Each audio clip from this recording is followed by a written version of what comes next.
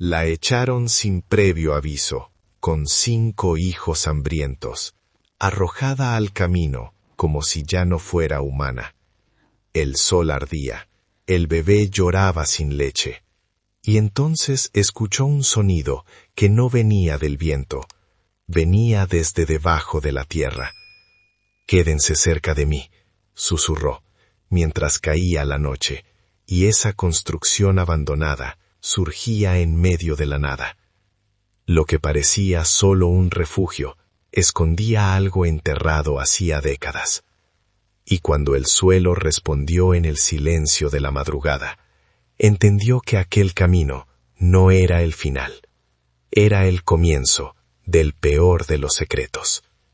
La orden fue seca, sin gritos, dicha con la misma indiferencia con la que se espanta a un perro sarnoso de la cocina para que no moleste a las visitas. Don Rogelio ni siquiera se quitó el sombrero, ni bajó del caballo. Simplemente señaló el portón de madera vieja de la hacienda Los Encinos y soltó la sentencia que condenaba a 6 vidas al olvido. No hubo espacio para la súplica, ni tiempo para recoger las pocas gallinas que Elena había criado con sobras de maíz en el patio trasero de su jacal. El capataz, obedeciendo un gesto mudo del patrón, entró a la vivienda de adobe y comenzó a sacar los bultos de ropa y los trastos de cocina, arrojándolos a la tierra batida del exterior, como si estuvieran contaminados por una peste invisible. Elena no lloró frente a ellos, porque el orgullo es lo último que se pierde cuando te han quitado todo lo demás. Pero sus manos temblaban mientras acomodaba el rebozo sobre los hombros de sus hijos.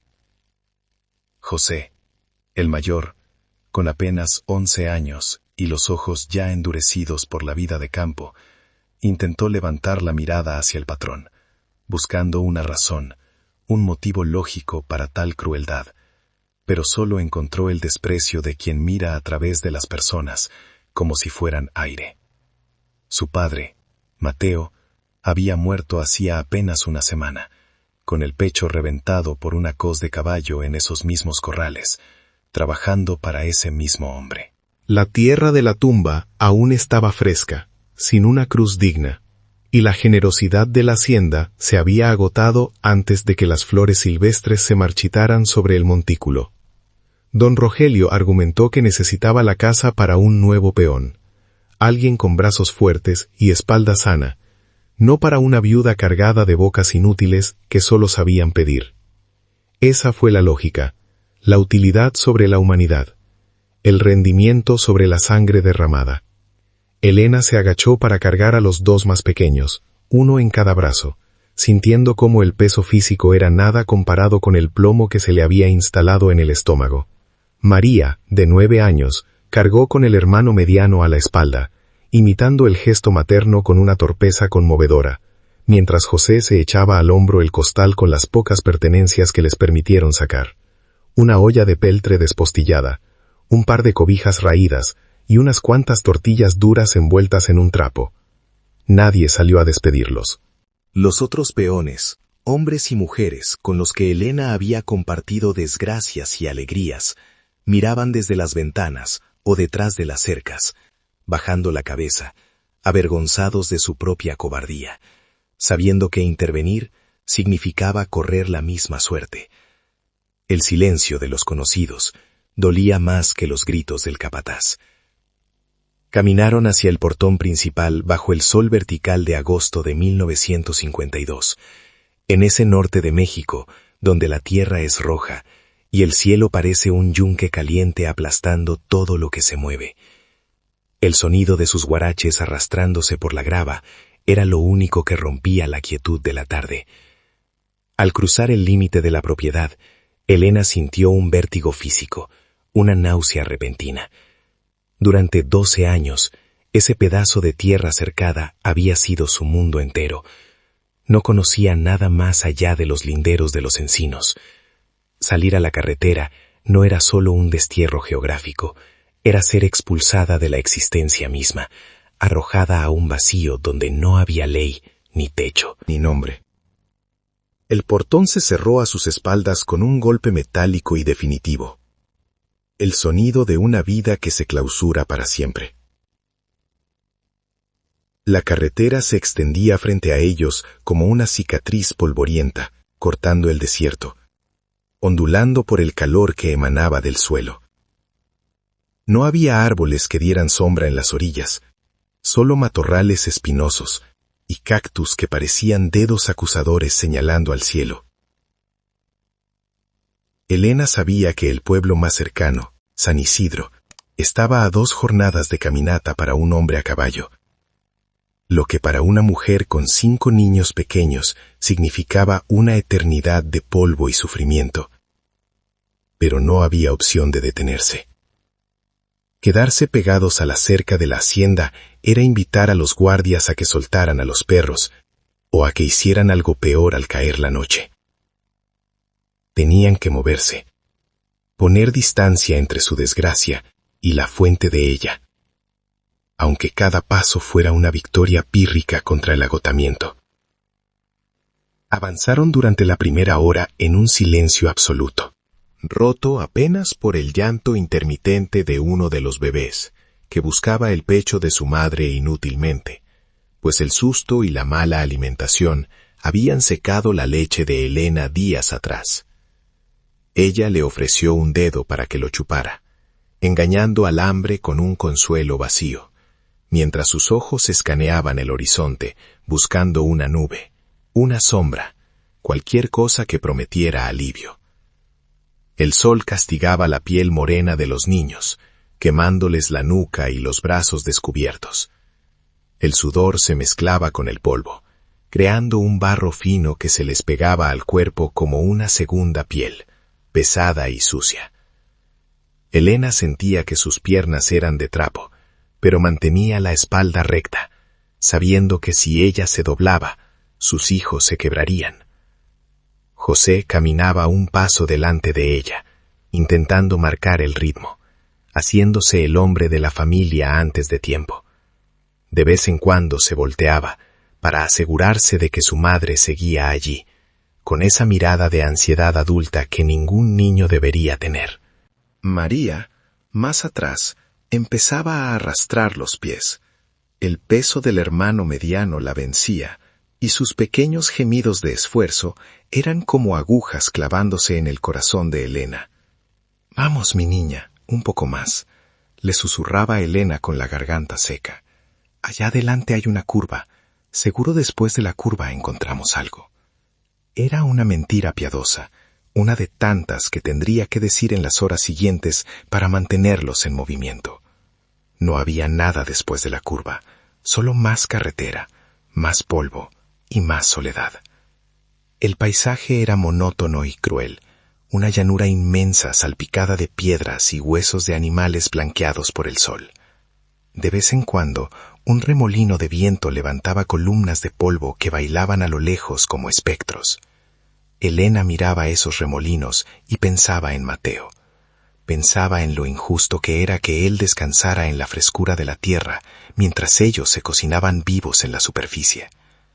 Sintió un pinchazo de ira, una rabia caliente y oscura contra su marido, por haber muerto, por haberla dejado sola con esa carga imposible. Luego, la culpa la invadió de inmediato, sofocante. No era culpa de Mateo, era culpa de la pobreza, de haber nacido en el lado equivocado de la cerca, de ser prescindibles para hombres como don Rogelio, que contaban las cabezas de ganado con más cariño que las cabezas de sus trabajadores. Hicieron la primera pausa bajo la sombra raquítica de un mezquite solitario. Elena repartió el agua que traían en una botella de vidrio ámbar, racionando cada trago. Apenas mojaron los labios.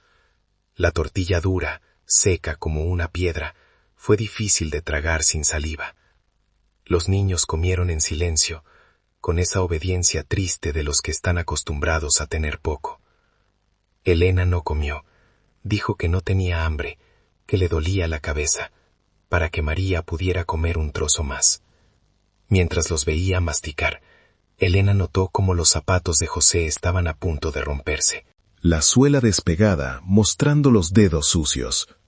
Sintió una punzada de pánico real, no por el hambre, sino por la vulnerabilidad absoluta de sus hijos. Estaban a la intemperie, sin paredes, sin techo, expuestos a todo lo que el mundo quisiera hacerles.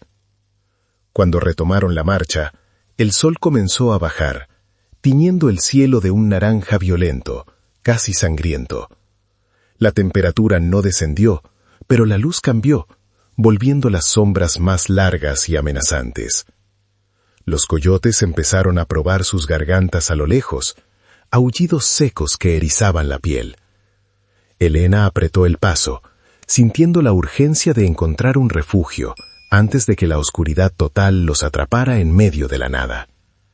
Fue entonces, con la última luz del día, que vio la silueta recortada contra el horizonte. No era un árbol, ni una roca, eran paredes, ruinas, una estructura negra y angulosa que se elevaba al borde del camino viejo, como un esqueleto olvidado por Dios y por los hombres. La construcción se alzaba solitaria a un costado del camino viejo, ese ramal de terracería que los camiones de carga ya no usaban, y que la maleza comenzaba a reclamar con paciencia vegetal. No era una simple casa abandonada. Sus dimensiones sugerían un pasado de comercio y tránsito, quizás una antigua posta de diligencias o una venta donde los viajeros de otro siglo paraban a cambiar caballos y lavar sus pecados con aguardiente. Ahora, sin embargo, era un cadáver arquitectónico. Las vigas del techo, negras y torcidas, apuntaban al cielo como costillas de un animal devorado, y las paredes de adobe grueso mostraban las cicatrices de un incendio que debió ocurrir hace décadas, dejando manchas de hollín que ni las lluvias torrenciales habían logrado lavar. Era un lugar que repelía la vista, una mancha oscura en la inmensidad ocre del desierto, pero para una madre con 5 hijos tiritando de frío, esas paredes muertas representaban la única promesa de vida en kilómetros a la redonda. En la región se la conocía en voz baja como la Venta del Olvido, un nombre que parecía más una advertencia que una geografía. Los lugareños, supersticiosos y temerosos de lo que no podían explicar, evitaban pasar cerca incluso a la luz del día, persignándose si el viento traía el polvo de esa dirección. Se decían cosas, historias fragmentadas sobre viajeros que entraron buscando refugio de una tormenta y de los que solo se encontraron las monturas de sus caballos días después. Se hablaba de ruidos subterráneos, de sombras que caminaban sin cuerpo, de una tierra maldita que se tragaba la suerte de quien la pisaba. Elena había escuchado esos rumores en los lavaderos de la hacienda, susurrados entre sábanas mojadas y jabón de lejía. Pero en ese momento, con la noche cayendo sobre sus hombros como un manto de plomo, el miedo a los espantos no pesaba tanto como el terror a los vivos que podían acechar en la carretera abierta. Elena se detuvo frente al umbral, donde la puerta de madera podrida colgaba de una sola bisagra oxidada, balanceándose levemente con el viento rasante del atardecer. El instinto le gritaba que no entrara, que diera media vuelta y siguiera caminando hasta que los pies le sangraran. Pero el llanto apagado de su hijo menor, que ya no tenía fuerzas ni para quejarse, la ancló al suelo. Miró hacia atrás, hacia la oscuridad creciente del camino por donde habían venido, imaginando las luces de algún vehículo de la hacienda viniendo a terminar el trabajo, o peor, bandoleros, aprovechando la indefensión de una mujer sola. La decisión fue fría y pragmática, nacida de esa lógica brutal de la supervivencia. Mejor enfrentar a los muertos encerrados que a los demonios sueltos de la noche. Empujó la puerta con el hombro, protegiendo la cabeza del bebé, y el chirrido de la madera vieja rompió el silencio del llano como un grito de agonía. José se pegó a su pierna, temblando visiblemente, con los ojos desorbitados, tratando de penetrar la penumbra del interior. «Mamá, aquí huele feo». susurró el niño. Y tenía razón. El aire dentro de la venta estaba estancado, pesado, cargado con un olor antiguo a ceniza fría, guano de murciélago y madera húmeda, mezclado con ese aroma dulzón y repugnante de algo que murió hace mucho tiempo y se secó en la oscuridad. No era el olor de un hogar, sino el de una tumba abierta.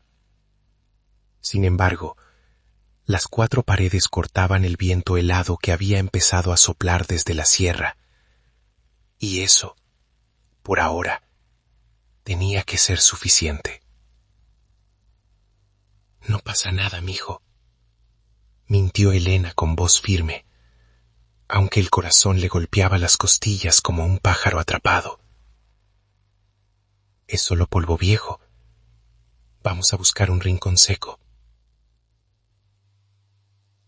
El interior era una caverna de sombras alargadas. La luz moribunda que entraba por las ventanas sin vidrios dibujaba formas grotescas en el suelo, montones de escombros que parecían cuerpos agazapados. Elena avanzó con cuidado, tanteando el piso con los pies descalzos para no pisar vidrios o clavos oxidados, guiando a su pequeña tropa hacia lo que parecía haber sido la sala principal, donde una enorme chimenea de piedra dominaba la pared del fondo. Allí, el suelo estaba relativamente despejado de basura grande.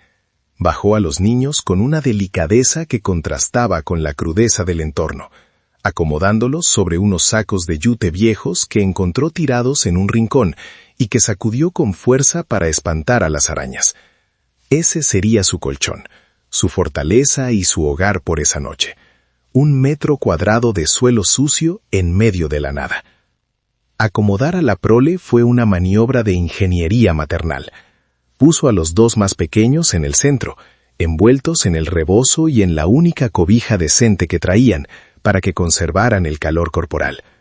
A los medianos los colocó a los lados, formando una barrera humana, y ella se sentó dándole la espalda a la puerta, su cuerpo convertido en escudo y vigía. José se acurrucó junto a ella, intentando hacerse el valiente, pero Elena sentía sus estremecimientos. «Vamos a rezar», dijo ella, no porque fuera particularmente devota, sino porque la oración era una rutina, un sonido familiar que podía calmar la ansiedad de los niños, devolviéndoles un poco de la normalidad perdida. Sus voces murmuraron un Padre Nuestro atropellado que resonó con un eco extraño en la amplitud vacía de la ruina, como si las paredes absorbieran las palabras antes de que llegaran del cielo. La cena fue el momento más amargo de la jornada. Elena desenrolló el trapo con las tortillas duras y las partió en pedazos meticulosamente iguales, calculando cada bocado como si fuera oro.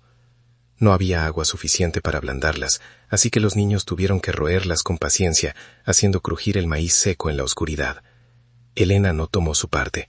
Dijo que le dolía el estómago, que el coraje que le hizo pasar el capataz le había quitado el hambre. Una excusa que las madres pobres han perfeccionado a lo largo de los siglos. Vio a sus hijos comer con una voracidad animal, chupando hasta las migajas de sus dedos sucios, y sintió una punzada de dolor físico en el pecho, una mezcla de culpa e impotencia que ardía más que el hambre misma. Les estaba fallando. Esa era la verdad que la mordía en el silencio. No tenía nada más que darles, ni leche, ni pan, ni futuro.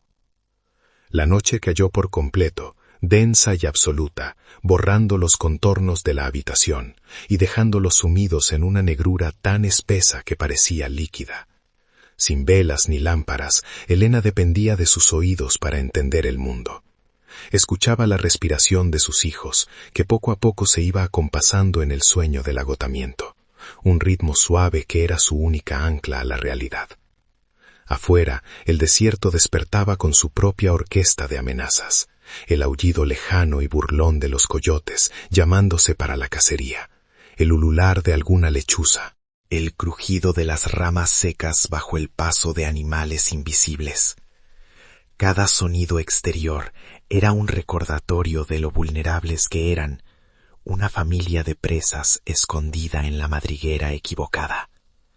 Pero adentro, El silencio era diferente. No era vacío, sino expectante. El frío de la madrugada comenzó a filtrarse por las grietas de los muros, calando los huesos y haciendo que los niños se apretaran más unos contra otros en su nido de trapos.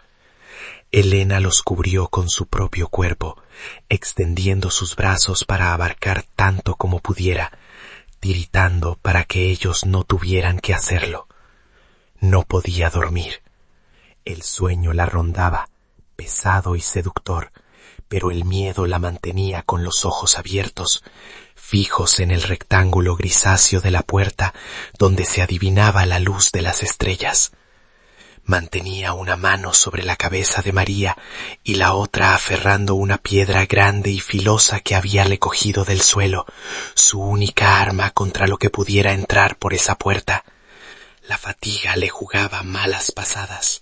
Creando figuras en las sombras, hombres con sombrero que la miraban desde las esquinas, pero cuando parpadeaba no había nada.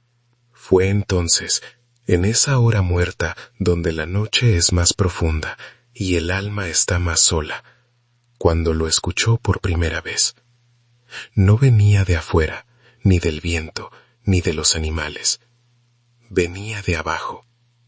Era un sonido sordo, rítmico, casi imperceptible, como si alguien golpeara metal contra metal muy profundo bajo la tierra apelmazada sobre la que estaban acostados. Clank, clank, clank. Elena dejó de respirar, tensando cada músculo, pensando que era su imaginación afiebrada por el cansancio. Esperó. El silencio volvió a reinar por unos segundos eternos. Y luego, otra vez, el mismo sonido, un poco más claro, un poco más urgente. No eran ratas, no era el asentamiento de la casa vieja. Era algo deliberado, una señal mecánica subiendo desde las entrañas el olvido, justo debajo de donde dormían sus hijos. Elena contuvo el aliento hasta que los pulmones le ardieron. Con el cuerpo rígido como un arco tensado a punto de romperse. El sonido metálico cesó tan abruptamente como había comenzado, dejando tras de sí un eco fantasmal que rebotaba en las paredes de su cráneo, mezclándose con el zumbido de su propia sangre. No era el ruido errático de un animal escarbando, ni el crujido natural de la madera vieja contrayéndose por el frío. Era una cadencia deliberada, humana o mecánica, que subía desde el subsuelo. Su mano derecha se aferró a la piedra con tanta fuerza que los bordes filosos le marcaron la palma, preparada para golpear a cualquier cosa que emergiera de la oscuridad. Pero nada salió.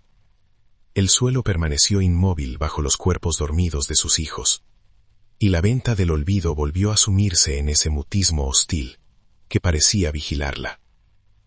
Elena no se movió un milímetro. Sus ojos barrían la negrura buscando una explicación lógica que calmara el terror irracional de estar durmiendo sobre algo vivo. El resto de la noche fue una vigilia agónica. Una lucha silenciosa contra el peso de los párpados y el frío que se intensificaba con cada hora que pasaba. Elena se convirtió en una estatua de carne y hueso, vigilando la puerta y el suelo simultáneamente, sintiendo cómo la responsabilidad de esas 5 vidas la aplastaba más que el hambre o el cansancio. Pensó en Mateo, en la seguridad precaria que tenían en la hacienda, y la nostalgia la golpeó con la fuerza de un golpe físico. Allí al menos los ruidos de la noche eran conocidos: el ganado, los perros, los gallos. Aquí, en este destierro, cada sombra era una amenaza potencial, cada silencio una emboscada. Se preguntó si estaba perdiendo la razón, si el sonido había sido una alucinación provocada por la desesperación, pero en el fondo de su instinto sabía que no. Había algo debajo de ellos, algo que la llamaba o la advertía. El amanecer llegó no como una explosión de luz, sino como una lenta dilución de las tinieblas, volviendo el negro del interior en un gris sucio y granuloso. Con la primera claridad, el miedo a lo sobrenatural retrocedió, pero fue reemplazado de inmediato por el terror mucho más tangible de la supervivencia. La luz reveló la miseria de su situación con una crueldad clínica. Las caras manchadas de hollín de los niños, los labios resecos, la ropa que ya empezaba a oler a sudor rancio y polvo. El bebé comenzó a llorar de nuevo, un llanto débil y ronco, el sonido inconfundible de un estómago vacío que ya no tiene reservas. Elena se levantó con el cuerpo entumecido, las articulaciones crujiendo, y sintió un mareo repentino al ponerse de pie. La realidad del día era brutal. No tenían comida, el agua se acababa, y estaban atrapados en medio de la nada. Elena repartió los últimos tragos de agua de la botella, mojando apenas las lenguas de los niños para engañar la sed, guardando un poco para el mediodía.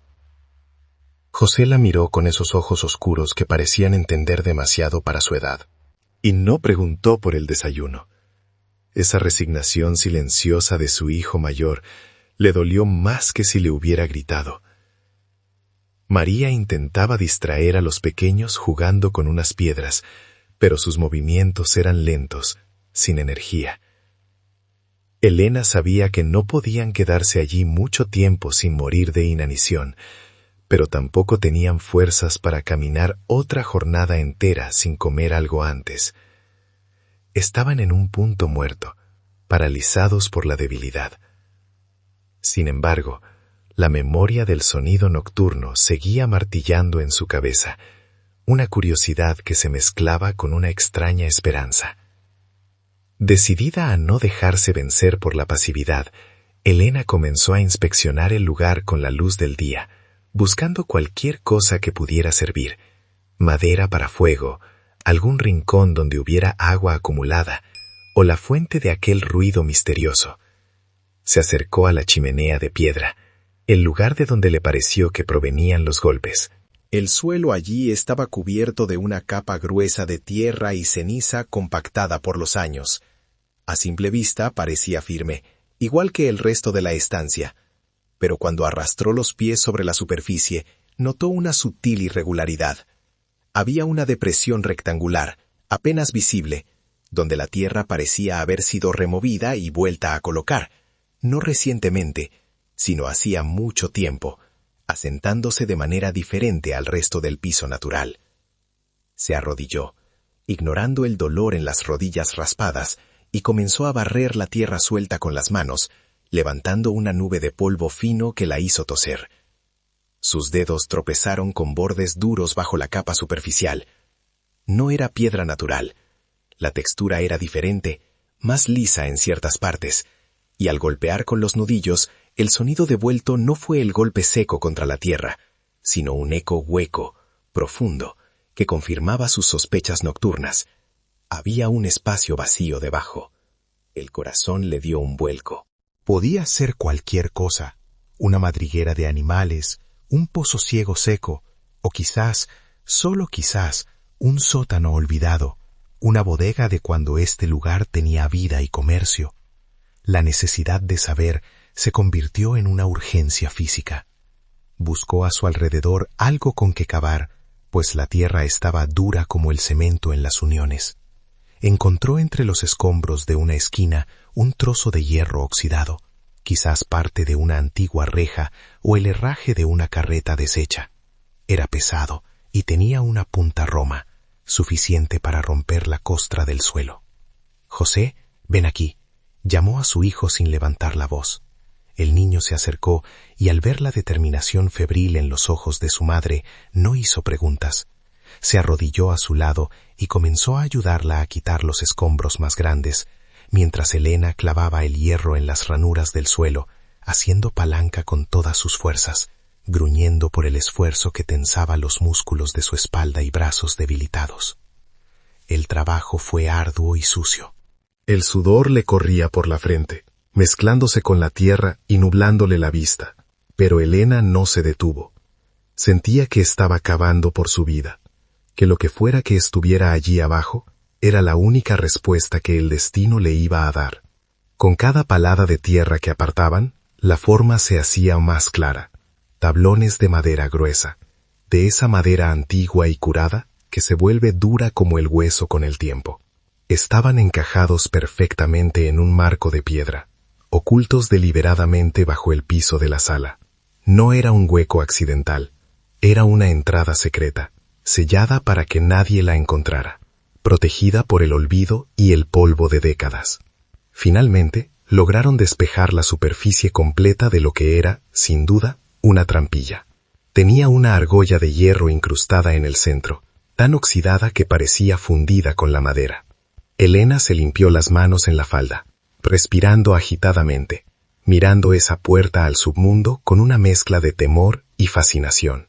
José la miró, con el rostro manchado de tierra y los ojos brillantes de expectativa. «¿Qué hay ahí, amá?», preguntó en un susurro.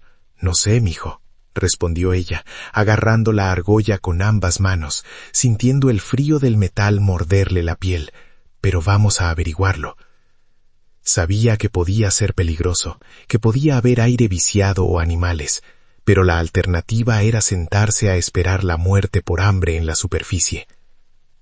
Elena tiró. La argolla resistió al principio, como si la tierra misma se negara a soltar su secreto.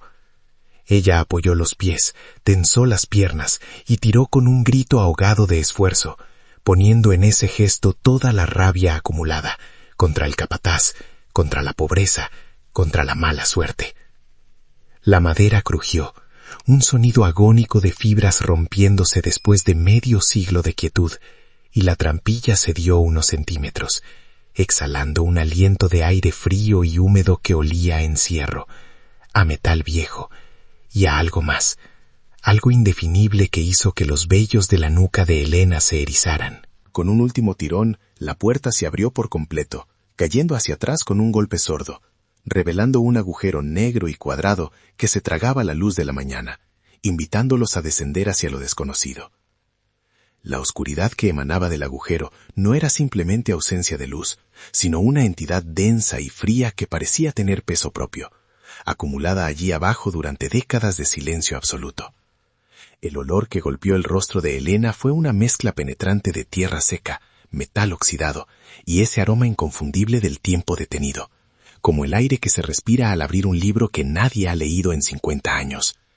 Los niños retrocedieron instintivamente, cubriéndose la nariz con las manos sucias, asustados por la negrura que se abría a los pies de su madre como una boca hambrienta. Elena, sin embargo, no retrocedió. El hambre que le roía las entrañas y la responsabilidad de 5 vidas eran fuerzas mucho más poderosas que el miedo a lo desconocido. Se quedó mirando el vacío, calculando la profundidad, sabiendo que en ese abismo podía estar la salvación o la tumba definitiva de su familia. Pero la inacción ya no era una opción disponible en su repertorio de supervivencia. Necesitaba luz, una iluminación que fuera más allá de la claridad difusa que entraba por las ventanas rotas de la sala principal. No tenían velas, y la única caja de cerillos que poseía contenía apenas 4 palitos de madera con la cabeza roja, un tesoro que debía administrar con la precisión de un cirujano. Buscó frenéticamente entre los escombros hasta encontrar una pata de silla rota envuelta en lo que parecía ser arpillera vieja y seca. Con manos que temblaban ligeramente, no por miedo, sino por la debilidad de la falta de alimento, deshilachó un poco de la tela de su propia falda para añadir combustible, y raspó uno de los cerillos contra una piedra. La llama prendió con un siseo, devorando la tela vieja, y proyectando sombras danzantes y alargadas que se retorcían en las paredes como espectros curiosos observando la escena. El descenso no iba a ser fácil. No había escaleras visibles, solo unos peldaños de hierro incrustados en la pared de piedra, oxidados y precarios, que bajaban hacia la oscuridad. «José, quédate aquí arriba», ordenó Elena con voz seca. entregándole la responsabilidad de vigilar a sus hermanos menores. Si grito o si pasa algo malo, agarras a los niños y corres hacia el monte, no mires atrás. El niño asintió, pálido bajo la capa de polvo, sosteniendo un palo como si fuera una lanza. Elena se sentó en el borde, bajó primero las piernas tanteando el vacío, hasta que su pie encontró el primer soporte de metal, y comenzó a descender, sosteniendo la antorcha improvisada con una mano y aferrándose a la vida con la otra, mientras el humo negro le irritaba los ojos y la garganta. Al tocar el suelo firme, la temperatura descendió drásticamente, un frescor subterráneo que le puso la piel de gallina a través de su ropa desgastada. Levantó la antorcha, describiendo un arco lento para iluminar su entorno, y lo que vio la dejó sin aliento por un segundo. No era una cueva natural ni un pozo ciego, era una habitación construida por la mano del hombre, una bodega de almacenamiento perfectamente diseñada, con paredes de ladrillo rojo y estanterías de madera robusta que, aunque carcomidas por el tiempo, aún se mantenían en pie. El lugar estaba seco, protegido de la humedad exterior por una ingeniería antigua y eficaz, lo que había permitido que su contenido sobreviviera al paso implacable de los años y al olvido de la superficie. Elena avanzó con cautela, sus pasos levantando nubes de polvo que brillaban en el haz de luz anaranjada. Las estanterías estaban repletas de latas, docenas de ellas, envueltas en etiquetas de papel que se habían desintegrado hace mucho, dejando solo el metal desnudo y oxidado. Tomó una, sintiendo el peso del contenido líquido o sólido en su interior. Estaba sellada. Comida. Había comida allí abajo, suficiente para alimentar a un regimiento o a una familia desesperada durante meses. También había sacos de yute apilados en un rincón, pero al tocarlos se deshicieron entre sus dedos, revelando granos de frijol y maíz que el tiempo había convertido en polvo inútil. Aún así, las latas representaban un milagro, una provisión dejada por alguien que previó un futuro de escasez, que quizás nunca llegó a vivir.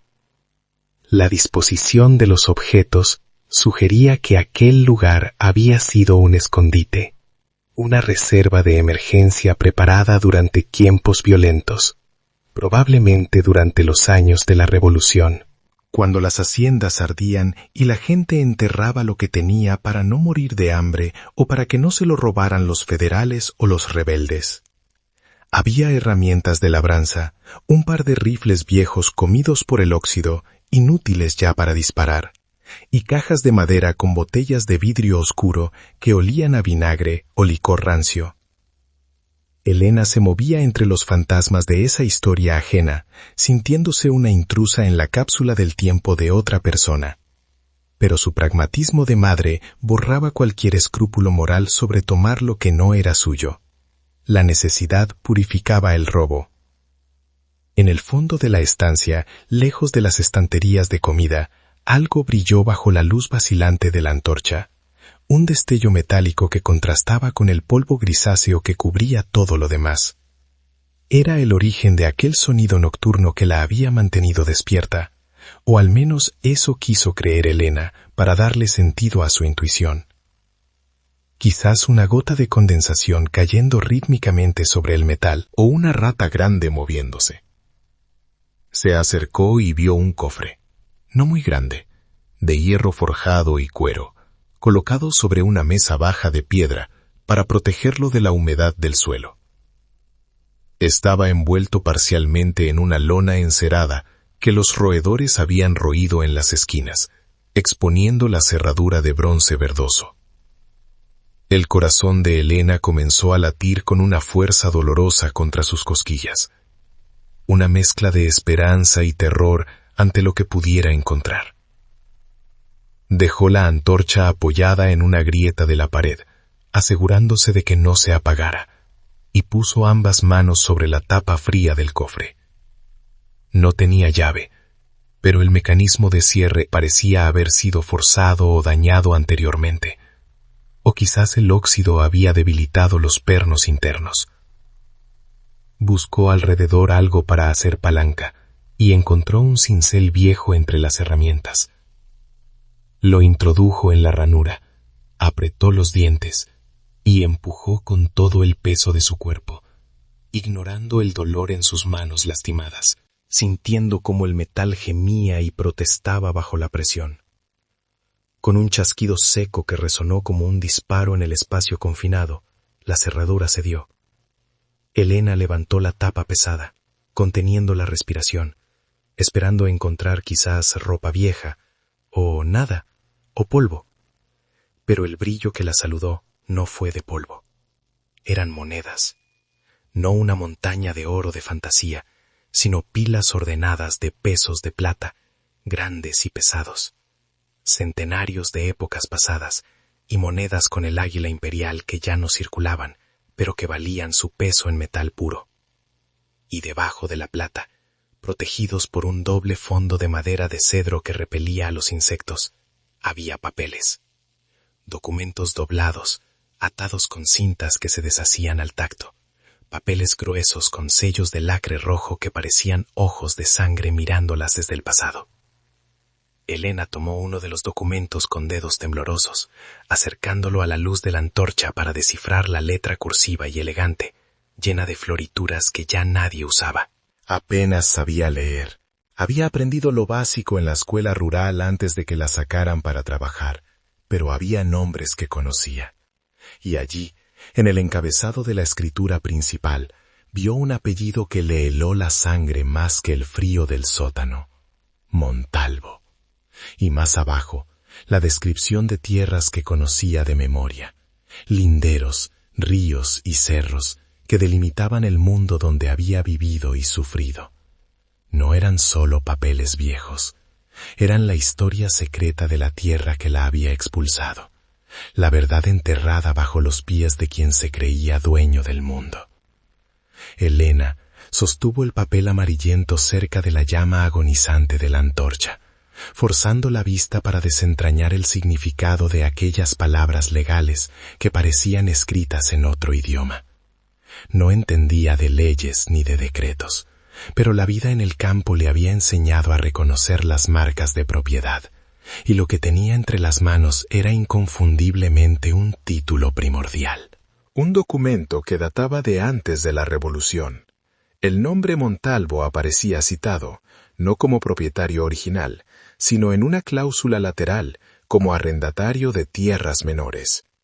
El verdadero dueño de todo el valle, incluyendo las hectáreas fértiles que hoy ostentaba la hacienda Los Encinos, figuraba como un tal Sebastián de la Garza, un nombre que los viejos del pueblo mencionaban a veces en susurros, como se habla de los fantasmas que murieron traicionados. Elena comprendió, con un escalofrío que no tenía nada que ver con el frío del sótano, que la riqueza de don Rogelio estaba construida sobre un robo monumental, un despojo olvidado que esos papeles probaban sin lugar a dudas. Guardó los documentos con un cuidado reverencial, volviéndolos a colocar en el fondo falso del cofre y cubriéndolos con las monedas de plata que tintinearon suavemente, un sonido de riqueza prohibida que le resultaba ajeno y aterrador. Esa caja no era solo un tesoro monetario, era una bomba de tiempo, una palanca capaz de mover el mundo inamovible de los patrones, o de aplastarla a ella si no sabía cómo usarla.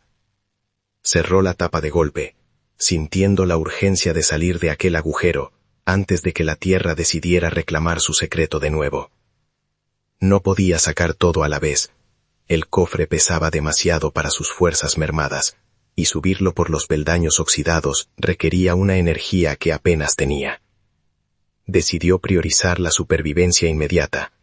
Tomó tantas latas de conservas como pudo acomodar en el rebozo, atándolas a su cintura, y se colgó el cofre a la espalda usando una cuerda vieja que encontró tirada, rezando para que los nudos aguantaran. El ascenso fue un calvario físico, una lucha centímetro a centímetro contra la gravedad y el agotamiento. Cada escalón de hierro gemía bajo su peso, amenazando con desprenderse de la pared de piedra y lanzarla de vuelta a la oscuridad.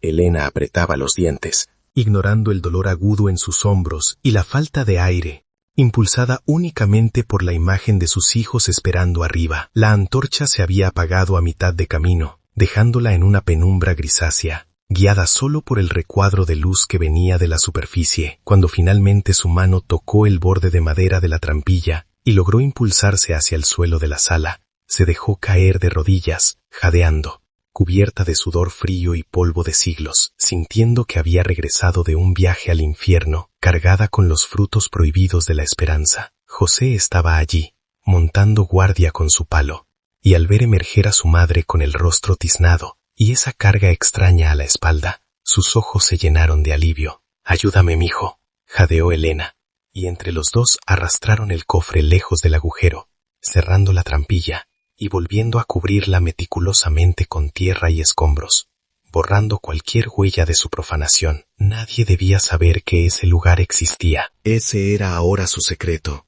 su única ventaja, en un juego donde todas las cartas estaban marcadas en su contra. Elena desató el rebozo, y las latas de metal rodaron por el suelo haciendo un ruido sordo que despertó a los niños más pequeños, quienes miraron los objetos cilíndricos sin comprender qué eran, pero intuyendo, con ese instinto primario del hambre, que significaban comida. Abrir las latas sin abrelatas fue otro desafío brutal. Elena usó el cincel y una piedra como martillo, golpeando el borde del metal con una precisión nacida de la desesperación, cuidando de no derramar ni una gota del contenido, ni cortarse los dedos en el proceso. Cuando la tapa de la primera lata cedió, un olor dulce y almibarado inundó la estancia. Un aroma a duraznos en conserva que contrastaba violentamente con la miseria que los rodeaba.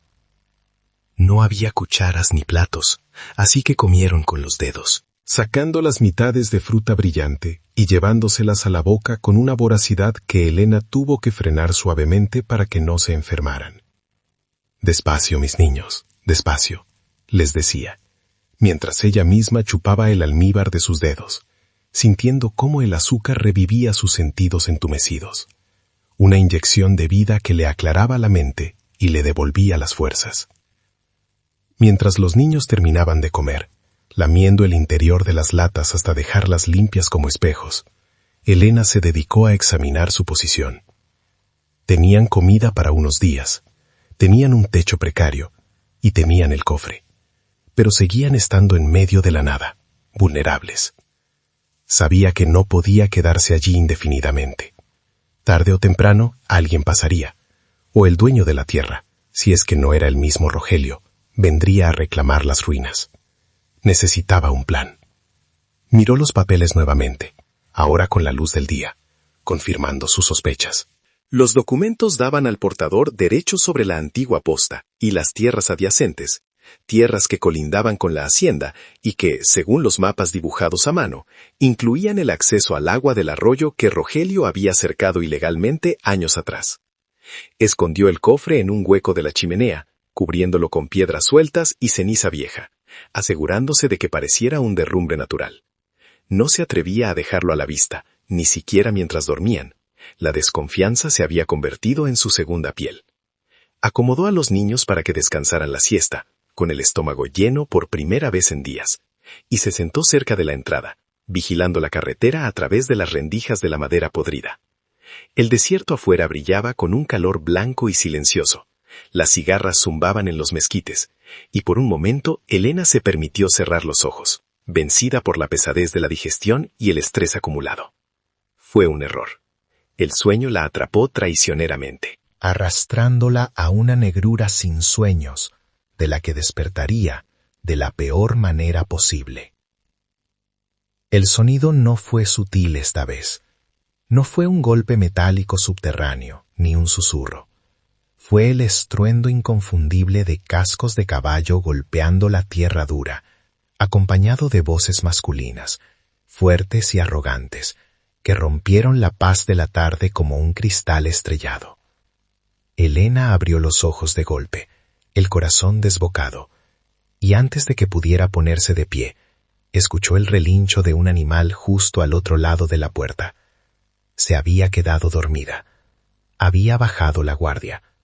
El terror la paralizó por una fracción de segundo, mirando a sus hijos que empezaban a removerse, despertando también por el alboroto exterior. ¡Mira eso!, gritó una voz rasposa desde afuera. «Parece que tenemos ocupas en la venta.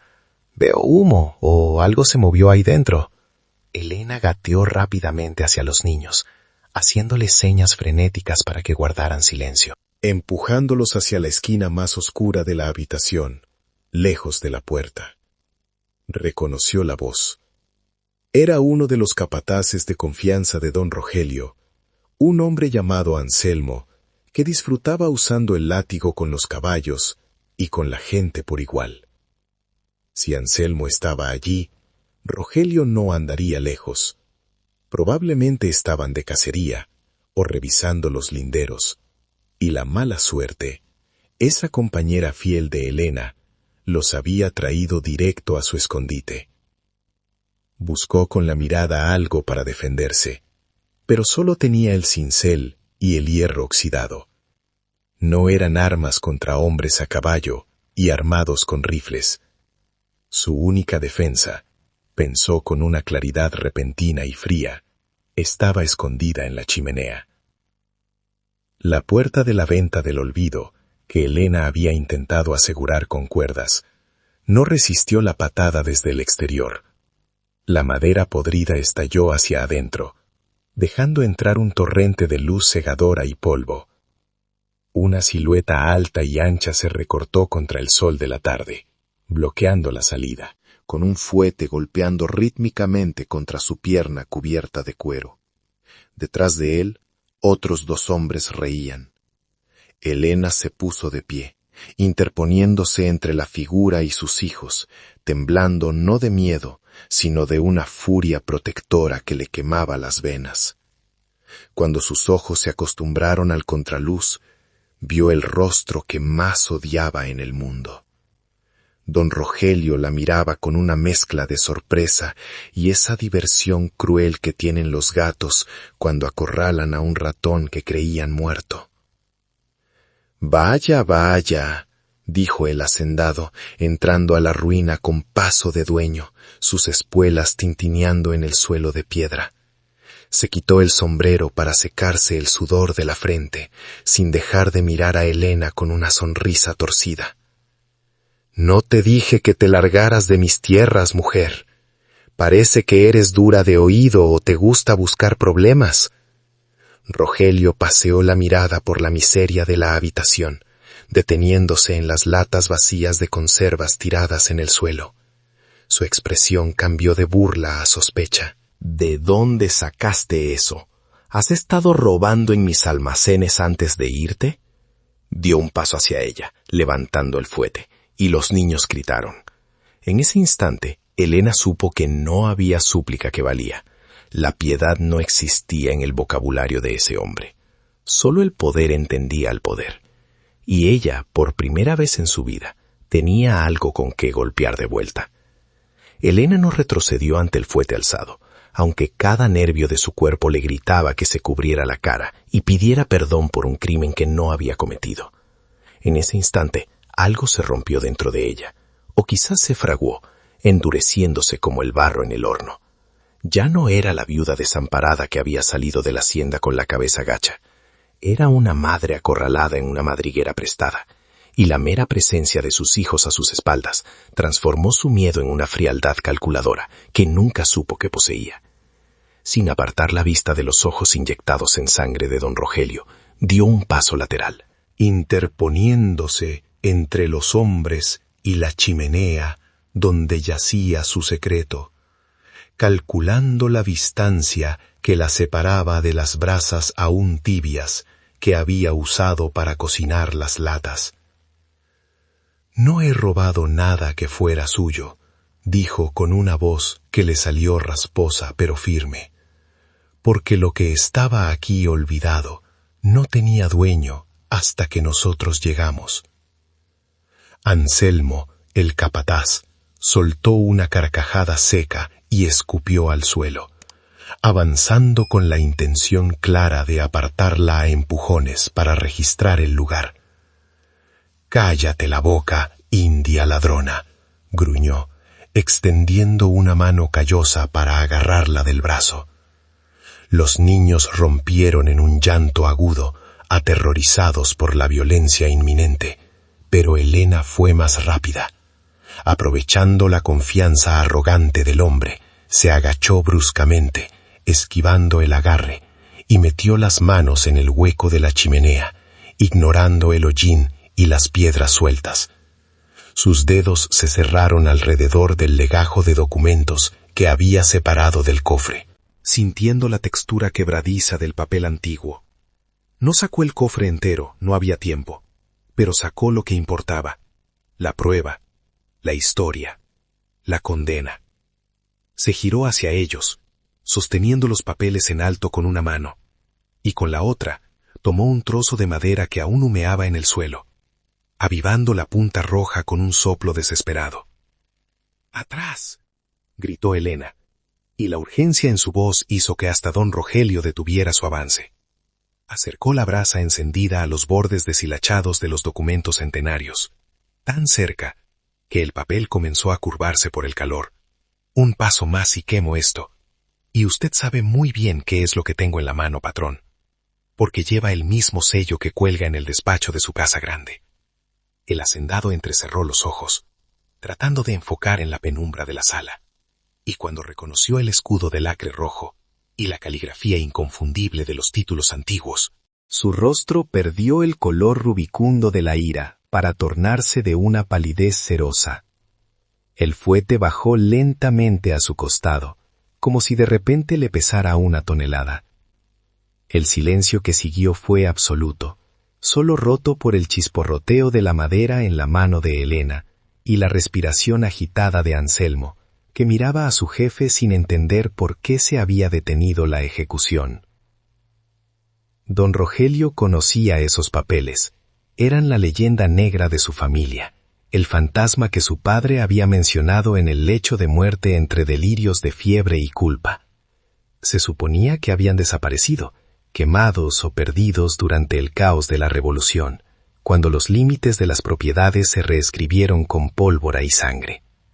Pero allí estaban, en las manos sucias de una peona expulsada, intactos y acusadores. Esos títulos primordiales demostraban que la anexión de las tierras comunales y de la venta del olvido a la hacienda Los Encinos había sido ilegal, un robo amparado en la confusión de la guerra. Si esos papeles llegaban a un juzgado federal en la capital, o peor, si caían en manos de los agraristas que rondaban la región buscando excusas para expropiar, su imperio de barro se desmoronaría en cuestión de semanas. «Baja eso, muchacha», dijo Rogelio, y su voz había cambiado. Ya no era el grito del amo, sino el tono cauteloso de quien intenta desactivar una bomba. «No sabes lo que tienes ahí. Son papeles viejos, basura sin valor. No te busques una desgracia mayor». Pero Elena vio el miedo en sus ojos, ese parpadeo nervioso que delata al mentiroso, y supo que había acertado en el blanco. «Si no valen nada, ¿por qué está sudando, patrón?», replicó ella, sin alejar la brasa ni un milímetro. «Yo no sé leer mucho, pero sé que aquí dice que estas tierras son de quien tenga este papel, títulos al portador, firmados por el mismísimo gobernador de antes de la guerra. Y sé que si estos papeles se hacen ceniza, o si se los entrego al delegado del gobierno que odia a los terratenientes, usted se queda sin nada». Era un farol arriesgado, una jugada de póker hecha por alguien que nunca había visto una baraja. Elena no sabía con certeza qué pasaría si los quemaba. Quizás él ganaría. Quizás al desaparecer la prueba original, él podría consolidar su robo para siempre. Pero apostó a la inversa. Apostó a que él necesitaba esos papeles para legitimar su fraude ante una inminente revisión catastral que se rumoraba en la región, o que la existencia de un dueño anterior al portador era lo único que impedía que el gobierno federal declarara esas tierras como baldías y las repartiera. Rogelio, atrapado en su propia red de mentiras legales, no podía arriesgarse a averiguar cuánto sabía ella. La duda era su mejor aliada. Los capataces miraban alternativamente a la mujer y al patrón, sintiendo que la autoridad se estaba disolviendo en el aire viciado de la ruina, confundidos por la parálisis de un hombre que nunca dudaba en golpear. «¿Qué quieres?», preguntó Rogelio finalmente. Con los dientes apretados, admitiendo la derrota temporal sin pronunciarla. La pregunta flotó en el aire cargado de polvo, pesada y definitiva. Elena sintió que las piernas le temblaban, no de miedo, sino por la descarga de adrenalina que empezaba a abandonar su cuerpo. Podía pedir dinero, mucho dinero, y huir lejos. Podía pedir venganza. Pero miró a sus hijos, acurrucados en el rincón, sucios, flacos, con los ojos llenos de terror, y supo que el dinero se acaba, y la venganza no llena estómagos. Necesitaba algo más duradero, algo que nadie pudiera quitarles nunca más. Necesitaba seguridad. Necesitaba que dejaran de ser hojas secas que el viento arrastra a su antojo. «No quiero su hacienda», dijo Elena, bajando un poco la brasa, pero sin soltar los documentos.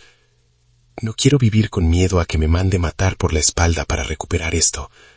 Quiero un trato, aquí y ahora, delante de sus hombres como testigos». Rogelio asintió levemente, imperceptiblemente. «Quiero las tierras del Bajo, las que pegan con el río, esas que usted tiene abandonadas porque dicen que se inundan, pero que yo sé que son buenas para la siembra.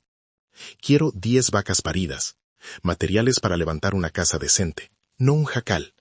Y quiero que firme un papel ante el notario de San Isidro mañana mismo, reconociendo que esas tierras son mías por pago de servicios antiguos a mi marido. Y quiero educación paga para mis 5 hijos hasta que sean hombres y mujeres de bien». Anselmo soltó un bufido de incredulidad. «Está loca. Patrón, déjeme quitarle esos papeles a chingadazos. Es una sola mujer». Rogelio levantó la mano, deteniendo a su perro de presa. Sabía que Elena hablaba en serio con la brasa. Un movimiento en falso y la historia legal de su fortuna se convertiría en humo. Además, lo que ella pedía era una miseria comparado con perderlo todo. Las tierras del Bajo eran marginales, el ganado le sobraba. Lo que le dolía era el orgullo. La humillación de ser extorsionado por una viuda analfabeta en una ruina pestilente. Pero Rogelio era, ante todo, un hombre de negocios, y sabía cuándo cortar una pérdida para salvar el capital. «Está bien», gruñó, escupiendo la palabra como si fuera veneno. «Pero esos papeles me los das mañana en la notaría». «No», corrigió Elena, con una lucidez que la sorprendió a ella misma. «Los papeles se quedan conmigo hasta que la escritura esté a mi nombre y registrada. Y si algo me pasa a mí o a mis hijos antes de eso, si un accidente nos ocurre en el camino o esta noche, he dejado dicho a alguien dónde encontrar una copia y a quién entregársela». Era mentira, por supuesto. No había copia ni cómplice. Estaba sola en el universo, pero Rogelio no podía saberlo. La duda volvió a cruzar la mirada del hacendado. La mujer que tenía enfrente ya no era la esposa sumisa de Mateo. El desierto y la desesperación habían forjado a alguien nuevo, alguien peligroso. Rogelio asintió. Dio media vuelta y salió de la ruina sin decir una palabra más, seguido por sus hombres que arrastraban las espuelas en un silencio confuso. Cuando el sonido de los caballos se desvaneció en la distancia, Elena se dejó caer al suelo, soltando la madera quemada y abrazando los papeles contra su pecho, llorando por primera vez desde que había entrado en ese lugar. No eran lágrimas de tristeza, sino de una liberación histérica, violenta. José corrió hacia ella y la abrazó, y luego los otros niños se unieron, formando una maraña de brazos y sollozos en el suelo sucio de la venta del olvido. Habían ganado. No la guerra quizás, pero sí la batalla más importante de sus vidas. Elena miró alrededor, a las paredes negras y viejas que los habían protegido, y sintió una extraña gratitud hacia esa estructura muerta. La venta no era un lugar maldito, era un cofre de piedra que había guardado su futuro hasta que ella tuvo el coraje de reclamarlo. Esa noche, aunque seguían durmiendo en el suelo, nadie tuvo frío. El amanecer llegó con una quietud irreal, como si el mundo estuviera conteniendo la respiración para ver si la promesa de la noche anterior se desvanecía con el rocío. Elena no había dormido, pero no sentía cansancio. Una energía nerviosa y fría le recorría el cuerpo, manteniéndola en un estado de alerta sobrenatural. Lavó la cara de sus hijos con el último resto de agua que quedaba en la botella, frotando sus mejillas con una rudeza cariñosa, intentando borrar las marcas de hollín y miseria antes de presentarse ante la ley. No tenían ropa limpia, sus harapos seguían oliendo a humo y encierro, pero Elena se aseguró de que caminaran con la cabeza alta. José cargaba el cofre, ahora mucho más ligero, sin las monedas de plata que Elena había enterrado nuevamente en un lugar distinto por seguridad, llevando solo los documentos malditos pegados a su cuerpo, bajo la blusa, sintiendo su textura contra la piel como un escudo. La caminata hacia San Isidro fue una procesión silenciosa y brutal bajo el sol de media mañana. Cada paso levantaba una nube de polvo rojizo que se pegaba a las piernas sudadas. Pero esta vez el dolor en los pies y la sed en la garganta parecían secundarios. Ya no eran fugitivos sin rumbo, eran peregrinos hacia un destino cierto. Elena marcaba el paso, ignorando las miradas de los pocos viajeros que cruzaban en carreta, hombres que bajaban la vista al ver a esa mujer sola con 5 hijos, asumiendo que iban a pedir limosna a la iglesia. No sabían que esa mujer llevaba en el pecho el poder para derribar al hombre más rico de la comarca. La carretera se hizo eterna, pero la determinación de Elena acortaba las leguas, empujada por la imagen de una casa con techo seguro y comida caliente. Al llegar a las primeras calles empedradas de San Isidro, el contraste entre su apariencia y su misión se hizo dolorosamente evidente. La gente se apartaba a su paso. Las señoras de bien recogían sus faldas y murmuraban detrás de sus abanicos, y los comerciantes vigilaban sus puestos con desconfianza. Elena sintió el peso de la exclusión social, esa barrera invisible que separa a los que tienen de los que no tienen, pero esta vez no bajó la mirada. Caminó directo hacia la plaza principal, donde la oficina del notario se alzaba con su fachada de cantera y sus puertas de madera barnizada, un templo de burocracia prohibido para gente como ella. Los niños, intimidados por el bullicio del pueblo, se pegaron a sus faldas, formando un racimo humano de protección mutua.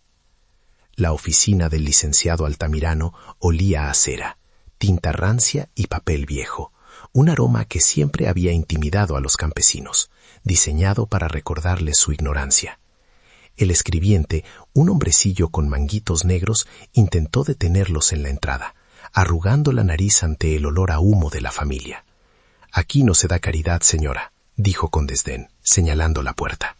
Pero antes de que Elena pudiera responder, la puerta del despacho interior se abrió y apareció don Rogelio. No se veía como el patrón todopoderoso de la hacienda. Tenía los ojos hundidos y la mandíbula tensa, la expresión de un hombre que ha tenido que tragarse su orgullo a cucharadas. «Déjala pasar», ordenó con voz ronca, sin mirar al escribiente. «La estamos esperando». El despacho era amplio y oscuro, dominado por una mesa de caoba que parecía un ataúd gigante.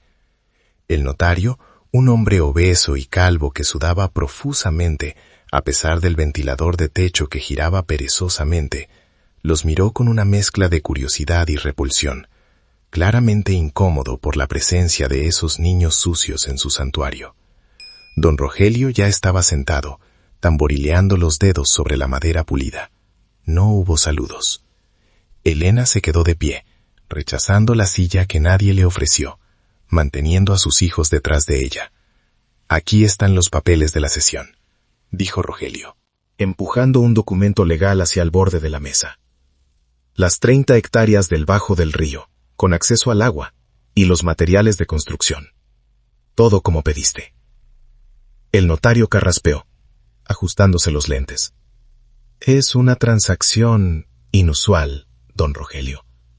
Ceder tierras productivas a cambio de servicios pasados no es común». Rogelio le lanzó una mirada que podría haber cortado vidrio. «Escriba lo que le digo y no haga preguntas, Altamirano. Solo asegúrese de que el título sea irrevocable y esté a nombre de esta mujer y sus herederos a perpetuidad. Elena escuchaba, intentando entender los términos legales que el notario leía en voz alta con tono monótono y rápido, buscando alguna trampa, alguna palabra escondida que le quitara lo que estaba ganando. Pero Rogelio, atrapado por su propio miedo, no se había atrevido a jugar sucio esta vez. La urgencia de recuperar los títulos antiguos era mayor que su avaricia. Llegó el momento de la firma.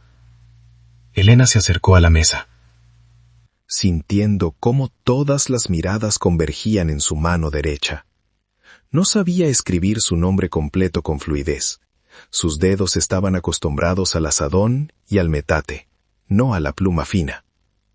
El notario la miró con impaciencia, esperando que hiciera una simple cruz, la marca de los analfabetos. Pero Elena tomó la pluma, se tomó su tiempo, y con un esfuerzo de concentración supremo, trazó las letras de su nombre. E-L-E-N-A. Letras torpes, temblorosas, infantiles, pero legibles. Fue su primer acto de propiedad, la primera vez que su nombre valía algo más que un susurro en el viento. Rogelio firmó después, con un trazo violento y rápido, sellando su derrota. Solo cuando el notario puso el sello oficial sobre la escritura nueva y se la entregó en mano, Elena cumplió su parte del trato. Metió la mano en su pecho y sacó el legajo de documentos antiguos, calientes por el contacto con su piel. Los colocó sobre la mesa, lejos del alcance inmediato de Rogelio, esperando a que el notario le diera la copia certificada de su nueva propiedad. Fue un intercambio tenso, silencioso, cargado de una violencia contenida que electrizaba el aire. Rogelio agarró los papeles viejos con voracidad, revisándolos rápidamente para asegurarse de que eran los originales, y luego, sin decir una palabra, los rompió en 4 pedazos allí mismo, metiéndoselos en el bolsillo del saco.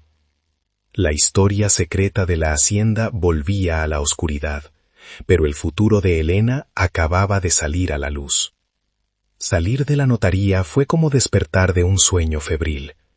El sol de la plaza parecía brillar diferente, más limpio, más propio. Elena apretaba la escritura contra su pecho con tanta fuerza que el papel crujía. José la miró, y por primera vez en semanas el niño sonrió, una sonrisa que le llegaba a los ojos y borraba años de madurez forzada. ¿Ya tenemos casa, amá?, preguntó María, tirando de su falda.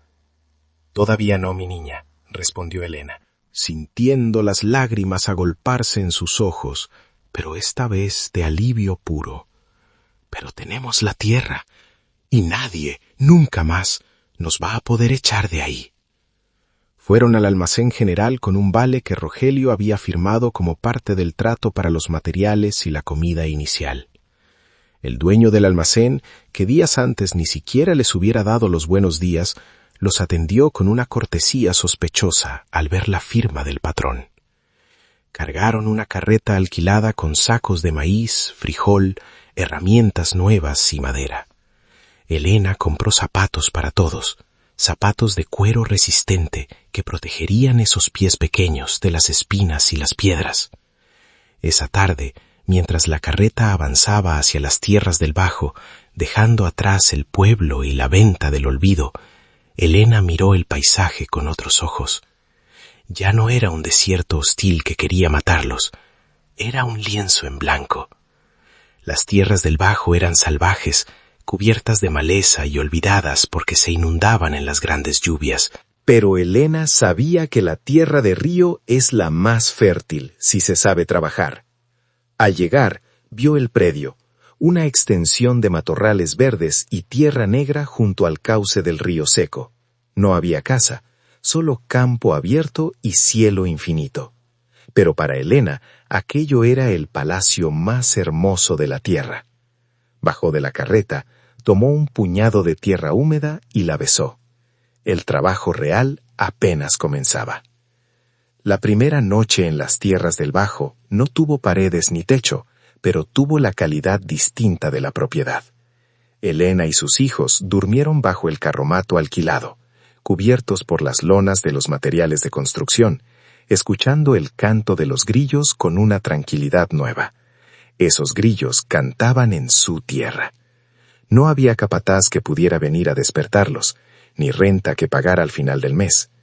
El suelo era duro y húmedo, debido a la cercanía del río, una humedad que se metía en los huesos, pero que prometía fertilidad. Elena se mantuvo despierta gran parte de la madrugada. No por miedo, sino planeando. En su mente trazaba dónde iría la cocina, dónde el corral, dónde los surcos de maíz. Miraba las estrellas a través de las ruedas de madera y sentía que el universo, por primera vez, no la estaba aplastando, sino cubriendo. Era una sensación de expansión interna, un aire que finalmente entraba en pulmones acostumbrados a la asfixia de la servidumbre. Al amanecer, la realidad del trabajo se impuso sobre el romanticismo de la posesión.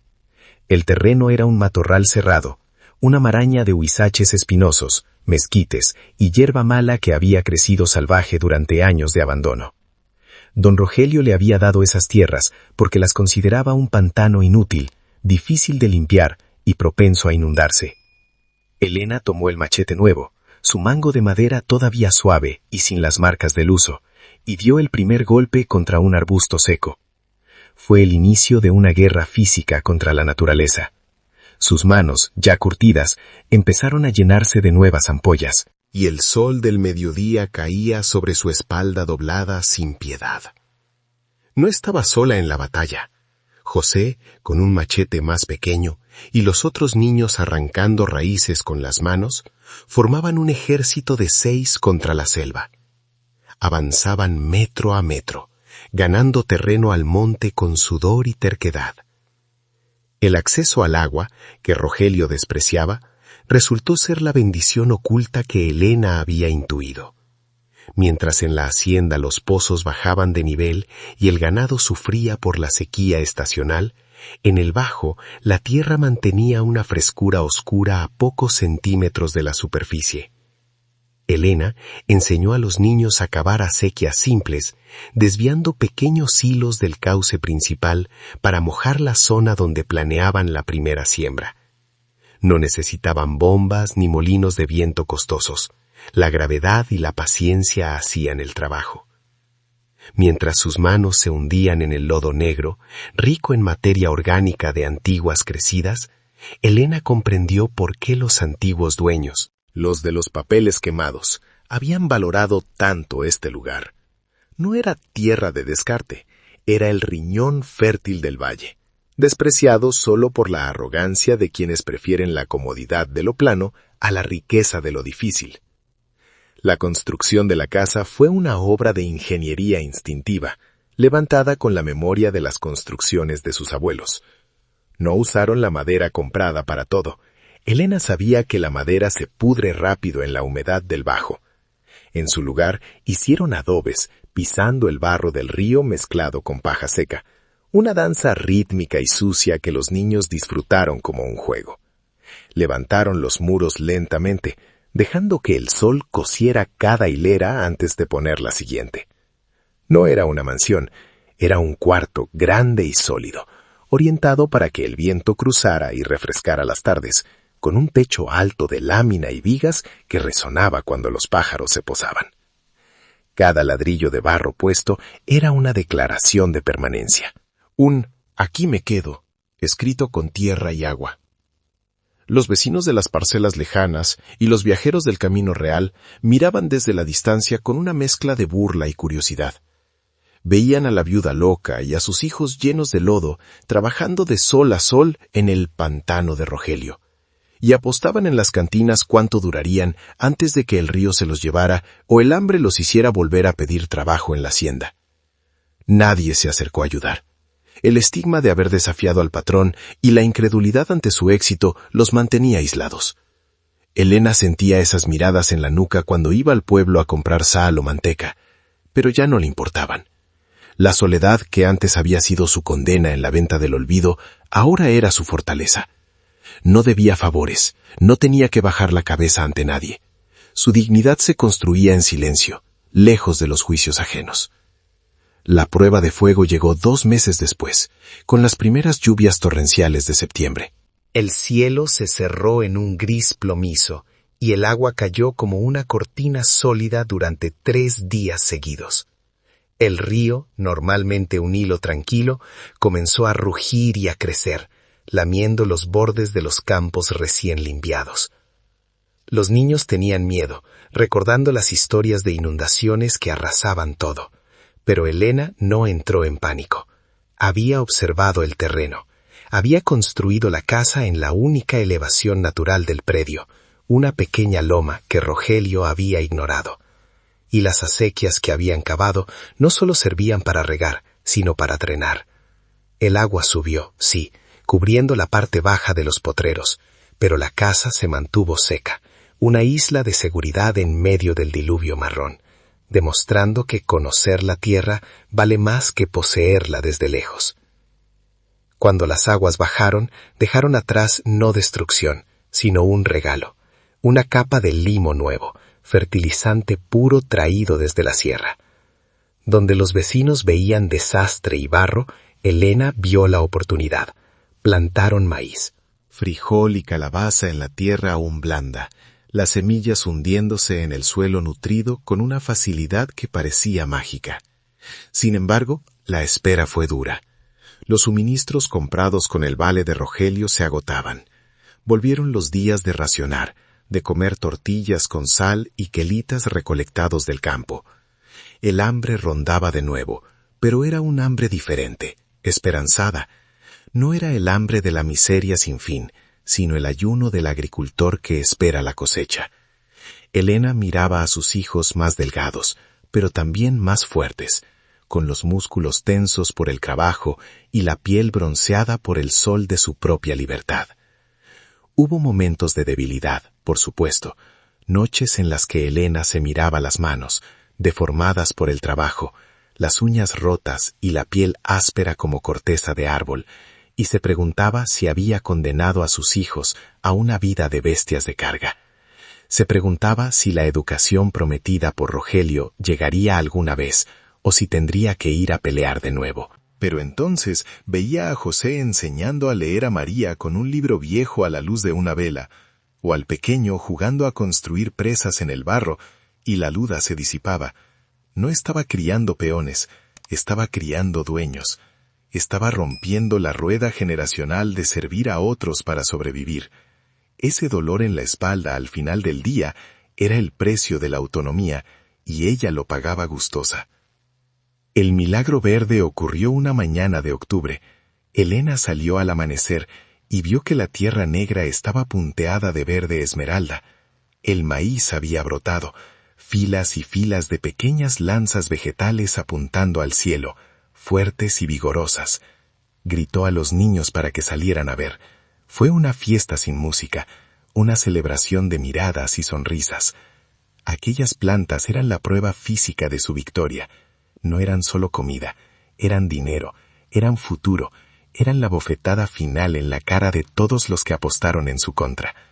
La tierra del Bajo, la tierra despreciada, estaba dando frutos más rápido y más grandes que los campos agotados de la hacienda.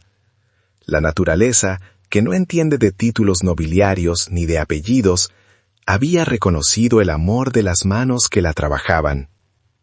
Desde la puerta de su casa de adobe, Elena podía ver a lo lejos, muy a lo lejos, las torres blancas de la hacienda Los Encinos brillando bajo el sol. Antes, esa visión le provocaba miedo y sumisión. Ahora, la miraba de igual a igual, o incluso con una cierta lástima. Don Rogelio tenía muros altos y guardias armados, pero vivía preso de sus secretos y su avaricia. Ella vivía en una casa de barro, con las puertas abiertas al campo, protegida solo por su trabajo y la verdad. La venta del olvido había quedado atrás, convertida en una leyenda familiar. Pero la lección que aprendió allí, que el valor se encuentra donde nadie más quiere mirar, estaba sembrada en cada surco de su nueva vida. Faltaba poco para la primera cosecha. Y Elena sabía que el sabor de ese maíz sería el más dulce que jamás probarían.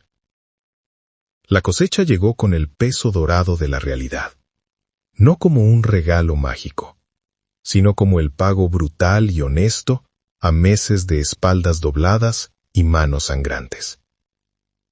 El maíz del Bajo, nutrido por el limo de aquella inundación que todos temían, creció alto y robusto, con mazorcas tan grandes que parecían engordadas por la mano de un gigante.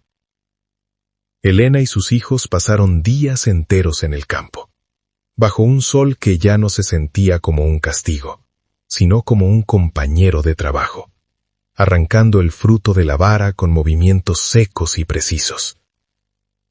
El sonido de las hojas secas crujiendo, y el golpe sordo de las mazorcas cayendo en los canastos de mimbre, se convirtió en la música de su victoria. No había capataz que midiera el rendimiento, ni báscula trucada que les robara el peso. Cada grano que cosechaban era suyo, una riqueza tangible que podían tocar, oler y finalmente comer hasta saciarse. El aroma a elote asado y a tortillas frescas hechas a mano inundó la casa de adobe, un perfume que borraba para siempre el olor a humedad y miedo de la venta del olvido. Por primera vez en la vida de los niños, la comida no se racionaba, había excedente, había abundancia. Elena veía a sus hijos comer y notaba cómo sus cuerpos, antes flacos y nerviosos, empezaban a llenarse, a ocupar espacio en el mundo con una solidez nueva.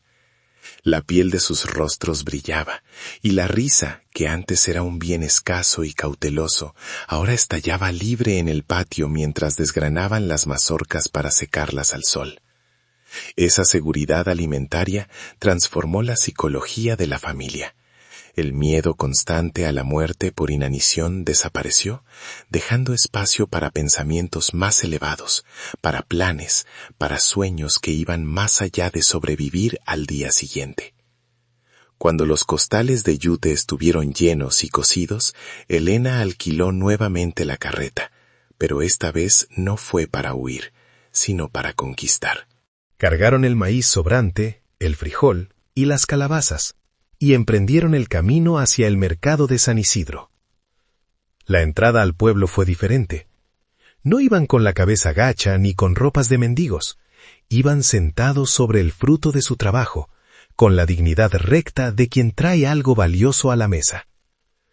Los comerciantes que meses atrás los miraban con desdén, ahora se acercaban a inspeccionar la mercancía, sorprendidos por la calidad del grano producido en las tierras malas del río.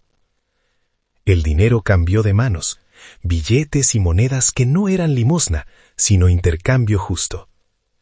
Elena guardó las ganancias en un pañuelo anudado en su seno, sintiendo el peso del metal como un ancla que la aseguraba a la vida civilizada. Con el dinero en mano, Elena cumplió promesas silenciosas. Compró ropa nueva, no usada, para todos. Compró cuadernos, lápices y un par de libros de lectura. Luego caminó con paso firme hacia la oficina de la Administración Local de Correos y Giros, donde sabía que don Rogelio debía depositar la mensualidad para la escuela, según el contrato notariado. El empleado, un hombrecillo que conocía los chismes de todo el valle, le entregó el sobre con una reverencia burlona pero temerosa. El dinero estaba ahí. Rogelio, atrapado por su propio miedo a una copia de los documentos que no existía, cumplía religiosamente con su parte del chantaje legal. Elena no sintió culpa. Ese dinero no era un regalo. Era una devolución mínima. Una gota de agua devuelta al océano de lo que la hacienda había robado a la tierra y a su gente durante décadas. La educación de los niños se convirtió en su nueva obsesión. Todas las mañanas, José y María caminaban limpios y peinados hacia la escuela rural del pueblo, cruzando los mismos caminos donde otros niños de su edad, hijos de peones, ya cargaban leña o cuidaban cabras. Esa diferencia era el verdadero triunfo de Elena. Verlo salir con los cuadernos bajo el brazo era una victoria más dulce que cualquier cosecha. Sabía que el pueblo murmuraba, que decían que la viuda había embrujado al patrón o que había encontrado un tesoro de bandoleros. Pero dejaba que hablaran. Los chismes son el consuelo de los que no se atreven a cambiar su destino. Mientras sus hijos aprendieran a leer las letras pequeñas de los contratos, nadie podría volver a engañarlos como engañaron a su padre. Una tarde, al regresar del pueblo, Elena se cruzó con Anselmo, el capataz, en el camino real. El hombre iba a caballo, arrogante como siempre, pero al verla frenó el animal. Hubo un momento de tensión, un silencio cargado de polvo y memoria. Anselmo miró la carreta propia que Elena acababa de comprar, tirada por una mula sana, y luego miró a la mujer. No hubo insultos. El capataz escupió al suelo, taloneó al caballo y se alejó al galope. Incapaz de sostener la mirada de la india ladrona, que se había convertido en patrona de su propio destino. Elena no se movió, ni siquiera parpadeó. Entendió entonces que el respeto en ese mundo cruel no se pedía con humildad, se arrebataba con fuerza. Ya no era una presa, era una igual, o quizás algo superior, porque su fuerza no venía del dinero heredado, sino del fuego que la había forjado.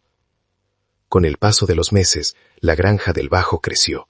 Elena compró un par de cerdos, gallinas ponedoras, y comenzó a levantar una cerca de piedra para delimitar su propiedad, no para encerrarse, sino para marcar su territorio ante el mundo. A veces, por las noches, cuando el viento soplaba desde el norte, le parecía escuchar el eco lejano de la venta del olvido, ese sonido metálico fantasma que le salvó la vida. Sabía que la ruina seguía allí, abandonada de nuevo, guardando su secreto vacío. A veces pensaba en volver, en entrar y agradecer a esas paredes muertas, pero decidía no hacerlo. Hay puertas que, una vez cerradas, no deben volver a abrirse. El tesoro ya no estaba en el subsuelo de la venta. El tesoro estaba en los surcos verdes de su huerto y en el sueño tranquilo de sus hijos. La relación con don Rogelio se transformó en una guerra fría y distante.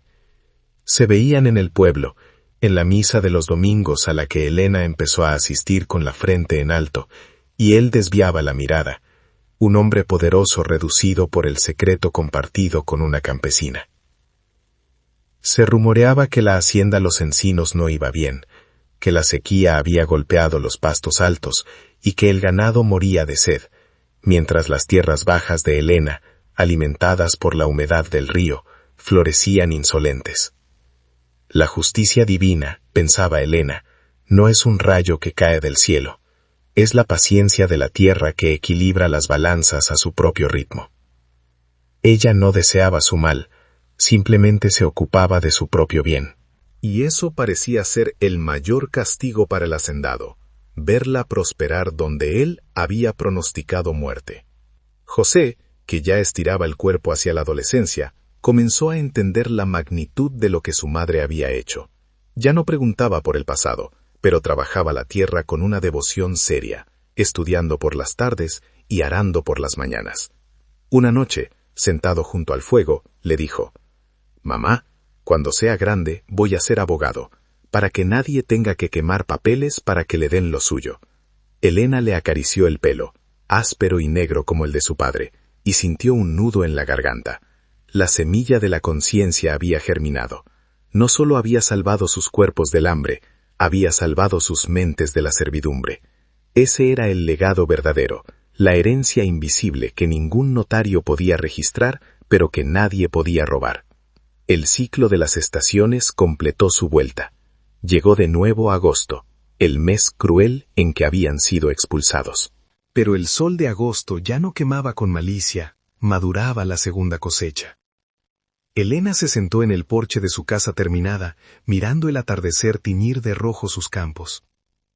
Recordó la caminata agónica por la carretera, el sabor del polvo, el terror en la venta del olvido. Parecía haber sucedido en otra vida, a otra mujer.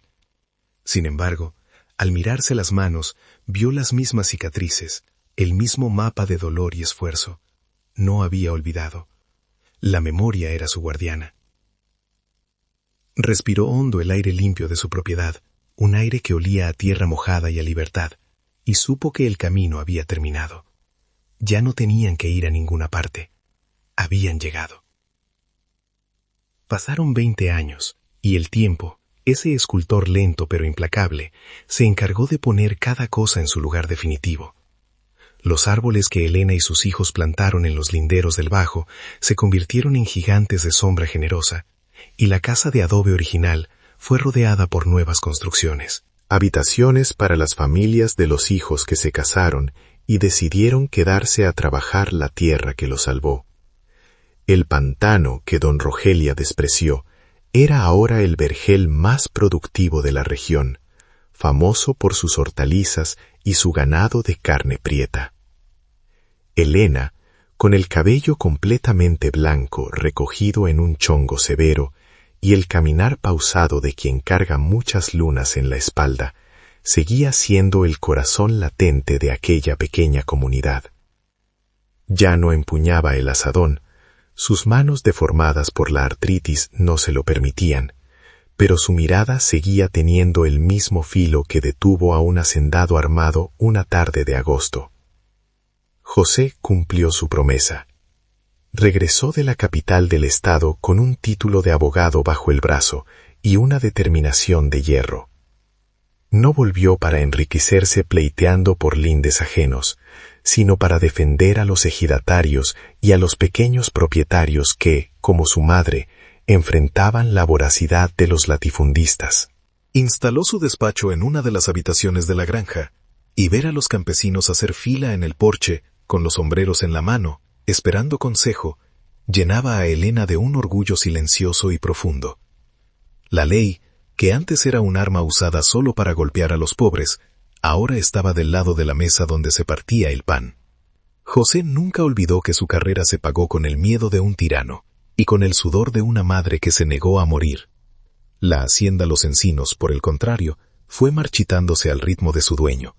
Don Rogelio murió solo, en una habitación enorme y fría, devorado por la amargura y las deudas que su mala administración acumuló. Sin herederos legítimos que amaran la tierra, pues sus hijos de ciudad solo querían vender rápido, la gran propiedad se fragmentó. Fue una ironía poética que José fuera el abogado encargado de gestionar la quiebra y la venta de los terrenos de la hacienda. Elena no quiso comprar la casa grande. Esa casa tiene demasiados fantasmas fríos, dijo cuando se lo propusieron. Prefirió comprar los potreros que colindaban con los suyos, uniendo finalmente la tierra vieja con la nueva, cerrando la herida geográfica que una vez la separó del mundo de los vivos. Una tarde de domingo, rodeada de nietos que corrían por el patio levantando el polvo dorado del atardecer, Elena se permitió un momento de soledad. Caminó despacio hasta la orilla del río, apoyada en un bastón de madera de mezquite. El agua corría tranquila, indiferente a las tragedias y comedias humanas, fluyendo hacia el mar como el tiempo hacia la eternidad. Pensó en Mateo. Le hubiera gustado que viera esto, que viera que su muerte no fue el final de su estirpe, sino el doloroso comienzo de una fortaleza. A veces sentía que él estaba allí, en el susurro de las hojas de maíz, en la fuerza de los brazos de sus hijos. No había tristeza en el recuerdo, solo una nostalgia dulce, la certeza de que el amor, cuando es verdadero, se convierte en raíz y no en ceniza. La venta del olvido, aquella estructura que fue su refugio y su trinchera, terminó por ceder a la gravedad. Un invierno de lluvias fuertes derrumbó el techo podrido, y las paredes se fundieron de nuevo con la tierra roja, convirtiéndose en un montículo de escombros cubierto de flores silvestres amarillas. Nadie pasaba por allí, y pocos recordaban que alguna vez hubo un edificio. Para Elena era mejor así. Los lugares de dolor deben descansar también. El secreto del sótano, los documentos quemados, el oro que quizás seguía allí o quizás no, todo eso pertenecía al pasado. Lo único que importaba era la lección que ese lugar le dio, que incluso en la oscuridad más profunda, si uno busca con suficiente coraje, puede encontrar la llave de su propia libertad. María, su hija, se acercó a la orilla del río trayéndole un rebozo, pues el aire de la tarde comenzaba a enfriar. María era ahora una mujer fuerte, maestra de la escuela rural, madre de 3 hijos, con la misma mirada decidida de Elena. Se sentaron juntas en un tronco caído, sin necesidad de hablar. Había un entendimiento tácito entre las mujeres de esa familia, una cadena de resistencia que se pasaba de madre a hija, no con palabras, sino con hechos. Sabían que el mundo seguía siendo un lugar difícil, que la injusticia cambiaba de rostro pero no desaparecía. Pero también sabían que no estaban indefensas. Tenían tierra, tenían letras y se tenían las unas a las otras. Esa red de seguridad era el verdadero tesoro que Elena había desenterrado. ¿Te acuerdas, mamá?, preguntó María suavemente, mirando el horizonte donde el sol se ocultaba. ¿Te acuerdas de cuando no teníamos nada? Elena sonrió, marcando las arrugas profundas de sus mejillas. Me acuerdo, hija, pero nunca no tuvimos nada. Nos teníamos a nosotros. Y teníamos hambre. El hambre es buena si te hace caminar. Lo malo es el miedo que te deja quieto. Esa era su filosofía final. No romantizaba la pobreza. La odiaba con cada fibra de su ser, pero respetaba la fuerza que la necesidad había despertado en ella. Si don Rogelio no la hubiera echado, quizás seguiría siendo una viuda sumisa, viviendo de las obras. El empujón hacia el abismo fue lo que la obligó a volar. La noche cayó sobre el bajo, trayendo consigo el canto de las ranas y el olor a leña quemada de las cocinas. Las luces de la casa de Elena se encendieron, brillando cálidas en la oscuridad, un faro de vida en medio del campo. Adentro se escuchaban risas, el tintineo de los platos, la voz grave de José discutiendo política, el llanto de un bebé siendo consolado. Era la sinfonía de la vida triunfando sobre el silencio. Elena se levantó con esfuerzo, apoyándose en el brazo de su hija. «Vamos adentro», dijo. «La sopa debe estar lista». Dio una última mirada a la oscuridad, hacia donde una vez estuvo el camino del destierro, y no sintió miedo, solo sintió una inmensa paz, la paz del deber cumplido. La paz del guerrero que cuelga la espada y se sienta a ver crecer el trigo. Elena vivió hasta los 90 años, lúcida y mandona hasta el último suspiro, muriendo en su propia cama, con sábanas limpias y rodeada de una descendencia que llenaba la habitación. No dejó una gran fortuna en el banco, pero dejó tierras fértiles, profesionales honestos y una historia que se contaba en voz baja en los velorios y en las fiestas. La leyenda de la madre que desafió al dueño del mundo con un papel quemado y ganó. Cuando la enterraron, no lo hicieron en el cementerio del pueblo, sino bajo el gran árbol que ella misma plantó el primer día en sus tierras, mirando hacia el río. En su lápida no pusieron fechas, solo una frase que ella solía repetir. Aquí descansa quien nunca se rindió, dueño de su suelo y de su destino.